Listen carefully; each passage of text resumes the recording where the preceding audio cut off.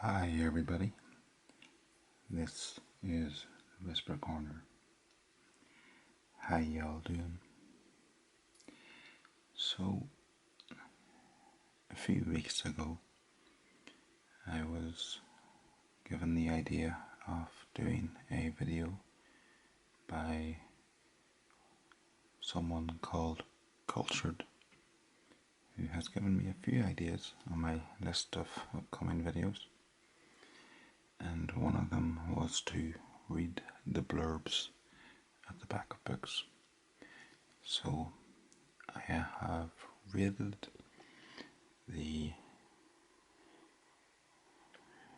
shelf of all my books that I've read and kept, because if I read and don't think I'll read them again, I just give them to charity shops. So these are the ones I've kept. So I'm now going to just read the blurbs on the back of each book. So this one is June by Frank Herbert. June is the finest, most widely acclaimed science fiction novel of this century, the last century. Huge in scope, towering in concept, it is a work which will live in the reader's imagination for the rest of his life.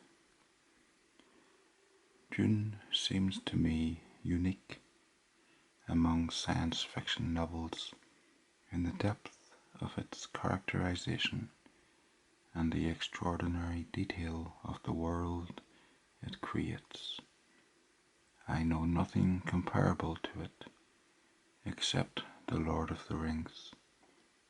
So said Arthur C. Clarke. Certainly one of the landmarks of modern science fiction. An amazing feat of creation by Analog. Okay, next up we have The Pillars of the Earth by Ken Follett. I would really recommend this, although it is a monster of a book. Selected by BBC viewers as one of Britain's best loved books in the UK's biggest ever celebration of reading, The Big Read. Set in the turbulent times of 12th century England, when civil war, famine, religious strife and battles over royal succession tore lives and families apart, The Pillars of the Earth tells the story of the building of a magnificent cathedral.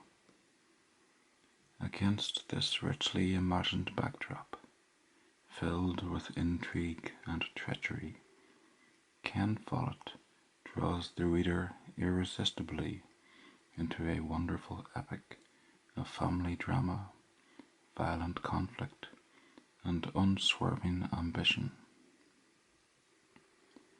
From humble stonemason to imperious monarch, the dreams, labours, and loves of his characters come vividly to life. The Pillars of the Earth is, without doubt, a masterpiece and has proved to be one of the most popular books of our time. Enormous and brilliant, this mammoth tale seems to touch all human emotion, love and hate, loyalty and treachery, hope and despair. This is truly a novel to get lost in, so said Cosmopolitan. A highly enjoyable tale, this book evokes its period brilliantly, so said the Sunday Times. A tale of human courage and perseverance. Not wasting too many words there, the Evening Times. A historical saga of such breadth and density Follett succeeds brilliantly in combining hugeness and detail to create a novel imbued with the rawness, violence, and blind faith of the era. The Sunday Express. So that was The Pillars of the Earth by Ken Follett. Next up, we have A Town Like Alice by Neville Shute.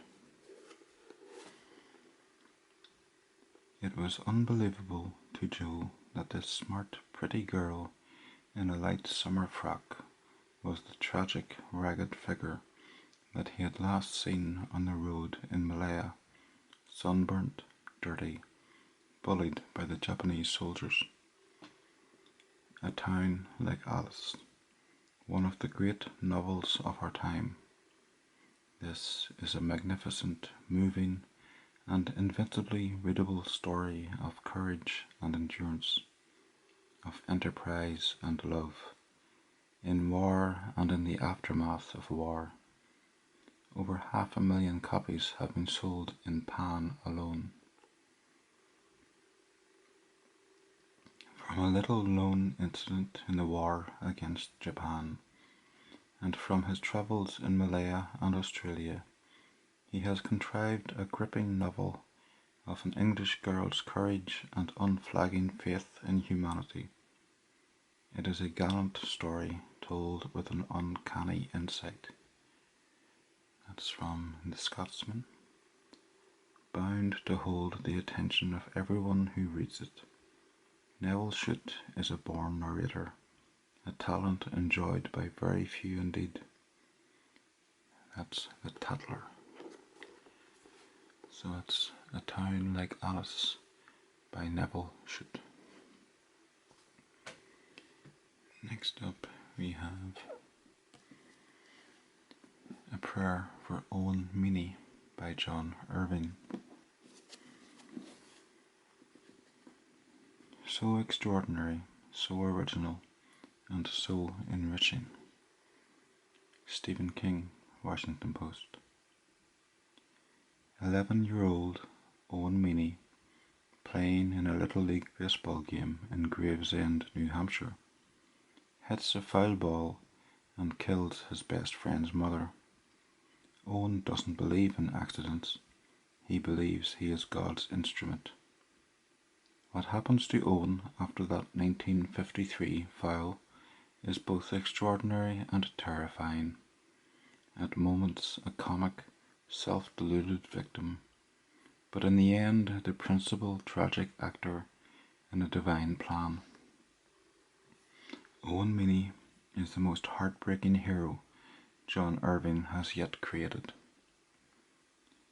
Marvellously funny, the author's wit is an intrinsic part of the book, as the happy brilliance of a sunshaft seems to be part of the landscape it brightens. What better entertainment is there than a serious book which makes you laugh? Philip Glazebrook, The Spectator. I believe it to be a work of genius because of its absolutely irrepressible flow of invention and suggestion, expressed in some of the most fascinating prose written in fiction today. Originality has distinguished all Mr. Irving's books, but in A Prayer for Owen Meany it achieves a new pitch and a new profundity. Jan Morris, The Independent. May justly join the classic American list. Anthony Burgess, The Observer. So that's A Prayer for Owen Meany by John Irving. Next up we have The Faraway Tree Stories by Enid Blyton. This one took me quite a long while to read. Up on the faraway tree, Joe, Beth and me. Joe, Beth and Franny move to the country and find an enchanted wood right on their doorstep, and in the wood stands the magic faraway tree where Moonface, Silky the Fairy, and the Saucepan Man live. Together they climb through the clouds to the top of the tree and discover the land of spells, the land of secrets, and the land of do as you please. There are lots of magical adventures to read about in this bumper 3-in-1 edition, containing the enchanted wood, the magic faraway tree, and the folk of the faraway tree. So that's the Faraway Tree Stories by Enid Blyton. Next up, what do we have? This is Diana Gabaldon, Cross Stitch. This is the first book of the Outlander series. Claire Randall is leading a double life. She has a husband in one century and a lover in another. In 1945, Claire Randall is back from the war and reunited with her husband on a second honeymoon in Scotland. Innocently, she walks through a stone circle in the Highlands and finds herself in a violent skirmish taking place in 1743. Suddenly she is a Sassenach, an outlander in a country torn by war and by clan feuds. A wartime nurse, Claire can deal with the bloody wounds that face her, but it is harder to deal with the knowledge that she is in Jacobite Scotland and the carnage of Culloden is looming. Marooned amid the passion and violence, the superstition, the shifting allegiances, and the fervent loyalties, Claire is in danger from Jacobites and redcoats, and from the shock of her own desire for James Fraser, a gallant and courageous young Scots warrior.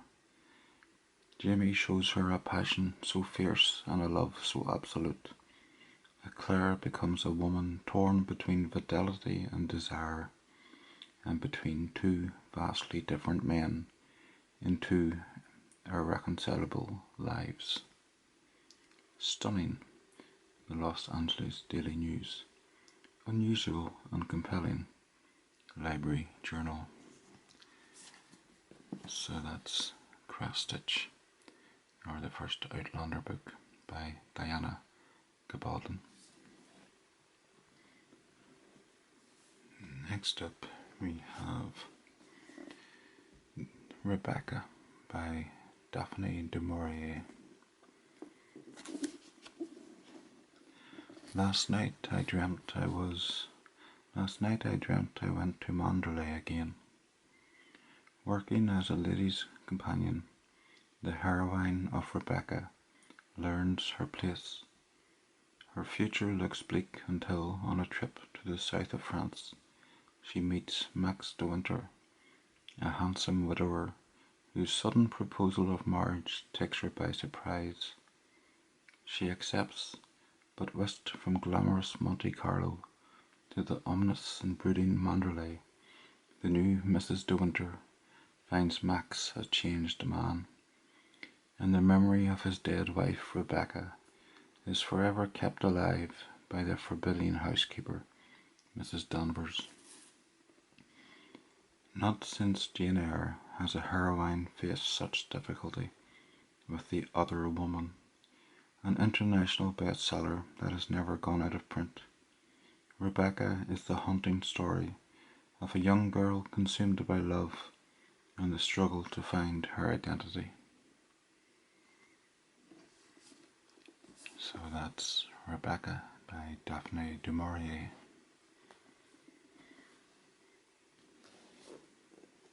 Next up we have Flowers for Algernon by Daniel Keyes. Charlie Gordon, IQ 68, is a floor sweeper and the gentle butt of everyone's jokes, until an experiment in the enhancement of human intelligence turns him into a genius. But then Algernon, the mouse whose triumphal experimental transformation preceded his, fades and dies, and Charlie has to face the possibility that his salvation was only temporary. A narrative tour de force, very moving, beautiful, and remorseless in its simple logic.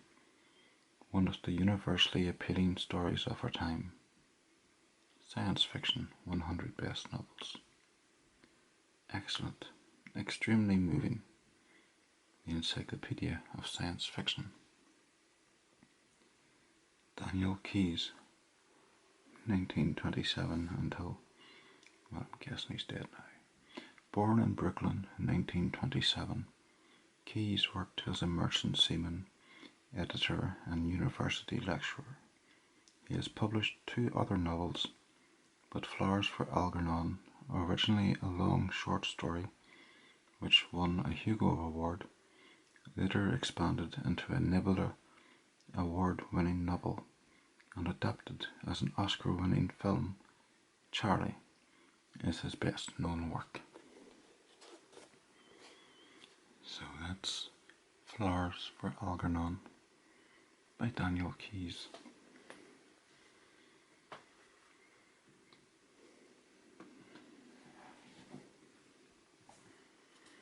So next up we have East of Eden by John Steinbeck.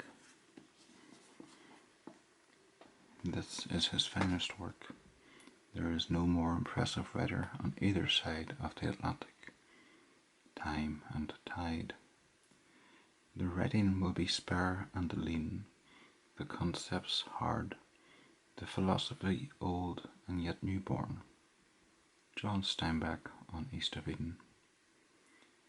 Steinbeck's famous saga of the Trasks and the Hamiltons, East of Eden portrays 2 families whose histories are deeply intertwined in rural California in the earlier years of this century, the last century. Adultery, murder, the conflict between brother and father and son are all contained in the panoramic sweep of this unforgettable tour de force. An instant bestseller that later starred James Dean in the film produced by Elia Kazan, East of Eden remains a classic of modern literature. So that's East of Eden by John Steinbeck. Next up we have Game of Thrones, George R.R. Martin.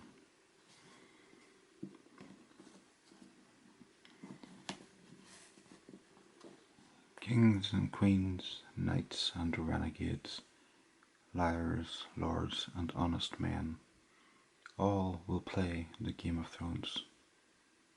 Summers span decades, winter can last a lifetime, and the struggle for the Iron Throne has begun.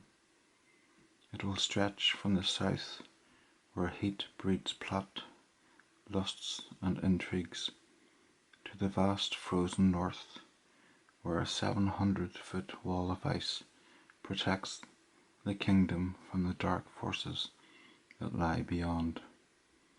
The Game of Thrones. You win or you die. Book 1 of A Song of Ice and Fire begins the greatest fantasy epic of the modern age. Colossal, staggering, Martin captures all the intoxicating complexity of the Wars of the Roses or Imperial Rome. That's SFX.